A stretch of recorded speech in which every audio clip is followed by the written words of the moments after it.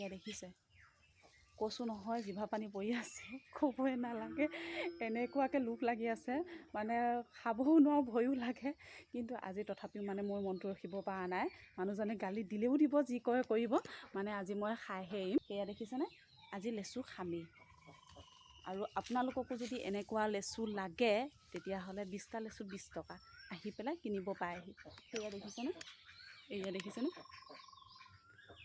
ৰঙা হৈছে কিন্তু দেই, দেখিছেনে। তেনে চাপৰ গছজোপা, বেছিও নালাগে, যিকেইটা লাগে কচু নহয়, ইমান সোৱাদ খাবলৈ, ইমান ধুনীয়া। আৰু আজি আপোনালোকক মই এয়া দেখিছেনে কেনেকুৱা,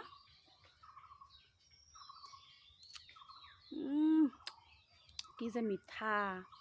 সেয়া দেখিছেনে, আপোনালোকক ওচৰত দেখাইছোঁ, মঙহ হৈছে কিন্তু দেই, কাৰোবাক যদি লাগে আহিলেই হ'ল। এয়া দেখিছে, কচু নহয় বঢ়িয়া।